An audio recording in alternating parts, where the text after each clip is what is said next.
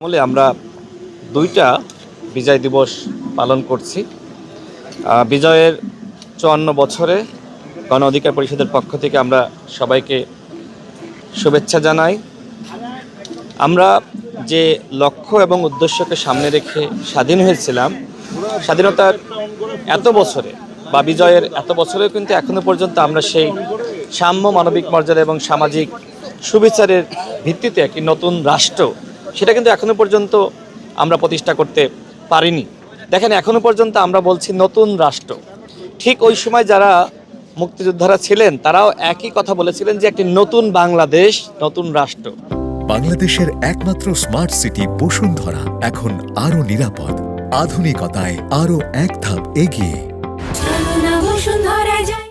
অর্থাৎ দীর্ঘ সময় পেরিয়ে গেলেও এখনো পর্যন্ত সেই নতুন রাষ্ট্র যেখানে সাম্য, মানবিক মর্যাদা, সামাজিক সুবিচার থাকবে, সেটি এখনো পর্যন্ত আমরা প্রতিষ্ঠা করতে পারিনি।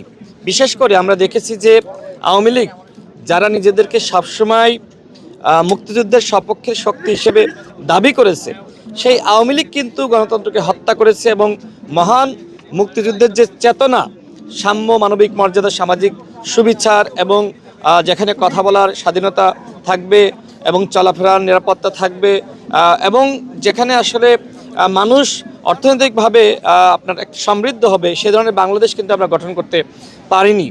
বিশেষ করে আমরা দেখেছি 14 সালের নির্বাচন, 18 সালের নির্বাচন, 24 সালের যে ধরনের দামি নির্বাচন, এই যে নির্বাচনী ব্যবস্থাকে ধ্বংস করার মধ্য দিয়ে আওয়ামী লীগ মূলত মুক্তিযুদ্ধের চেতনাকে ধ্বংস করেছে। এই কারণে কিন্তু 24-এর এই গণঅভ্যুত্থান হয়েছে। এই গণঅভ্যুত্থানে 2000 ছাত্র জনতা শহীদ হয়েছে। আমরা দেখেছি কিভাবে এই গণঅভ্যুত্থানের সময় নির্বিচারে গুলি করে শিশু থেকে বৃদ্ধ এবং তরুণদেরকে, এমনকি আমাদের মা বোনদেরকে গুলি করে হত্যা করা হয়েছে। তো আমরা এই ধরনের অতীতে আর ফিরে যেতে চাই না। আমরা মনে করি আমাদের সবাইকে একতাবদ্ধ হয়ে নতুন বাংলাদেশ গঠন করতে হবে এবং সেই লক্ষ্যে আগামী ফেব্রুয়ারি মাসে যে নির্বাচন হবে, সেই নির্বাচন হতে হবে অবাধ, সুষ্ঠু, নিরপেক্ষ এবং ফ্যাসিবাদ মুক্ত নির্বাচন।